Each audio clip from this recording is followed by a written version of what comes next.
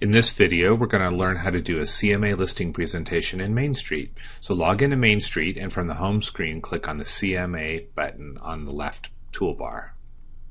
From here, you enter a name for your CMA and click the Create New CMA button. This gives us an overview of all the different sections. As we click the Next button, we'll progress through the sections. Alternatively, you can just highlight each section and jump from one section to another. Let's click on Next and enter the prospect information. So we can manually enter the prospect information, or we can connect the CMA to a contact in our database. And to do that, we just type in a last name of the person in our contact database, click the Connect CMA to Contact. This fills the information in on the left side for this CMA. When you're done, click Next. We move to the Subject Property section. Here you can search in our database by MLS number, street name, or the listing status to find an existing listing to pull in the information, or you can manually add new subject property information. So let's just type in a street name and an address for this example and click Find Existing Listing. That pulls up one listing found in the database. I'm going to highlight it, click the Go button, and then I'm going to edit the subject property information. So here it pulled in a photo, the main photo from MLS, and here's the information that came from the database. You want to make sure that this information is accurate before you present this information to your client. Any changes that you make, just update the subject property button at the top and then click Next at the bottom. So here we're on the comparable section. There's a couple of different ways that you can put in your comps. If you already have your CMA summary with the MLS numbers, you can just type in those MLS numbers here. That's the quickest and easiest way to do it.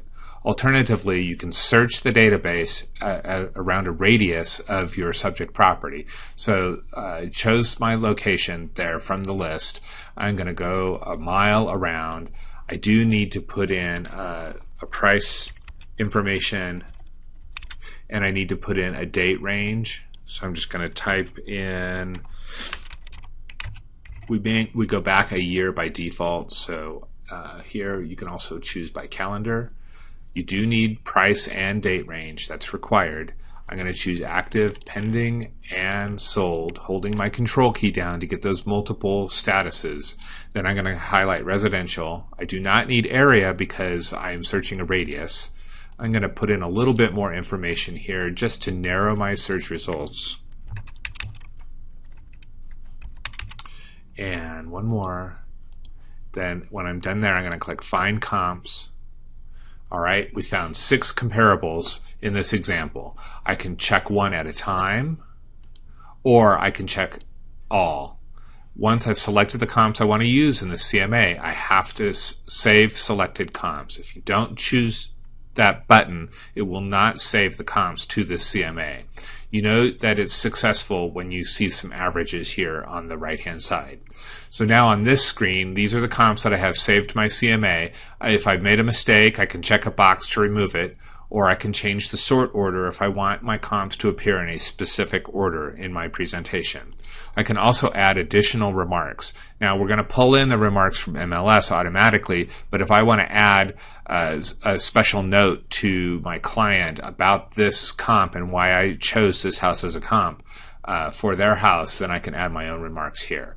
Any changes that I make on this screen, I want to click the Save Changes button. Then I'm going to click Next. Now we're on to our cover letter, agent bio, and marketing plan. So it pulled all of this information in here from this form, letter, and bio tab, which is our default information. So you should be going into the form, letter, and bio tab and filling out your default information, so it'll pull that into every presentation that you make. And when you're done, click the Save button. Then you can go back to Manage Your CMA. Okay. Jump straight to the custom letter bio. So here's the information that it pulled in from our default. If I want to change something for this presentation and customize it, I can make those changes and click the Save button. If I don't want to make any changes, just click the Next button, and we go to the Generate CMA section.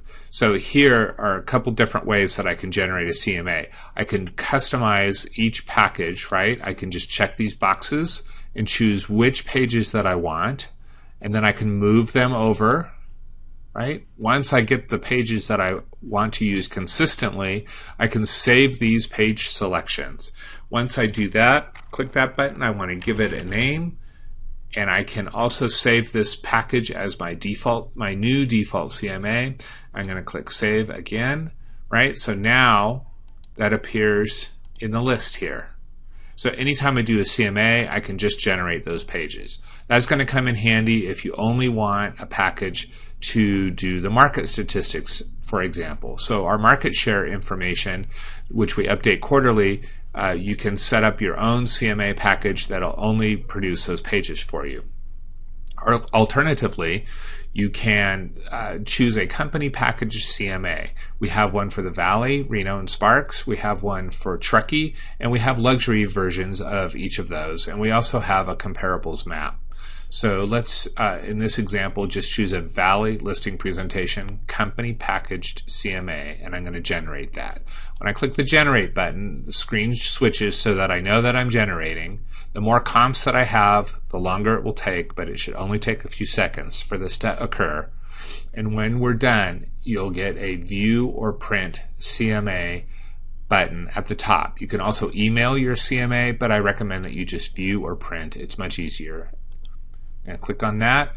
It's going to download to my computer, and here is the PDF that I can then print or save to my hard drive.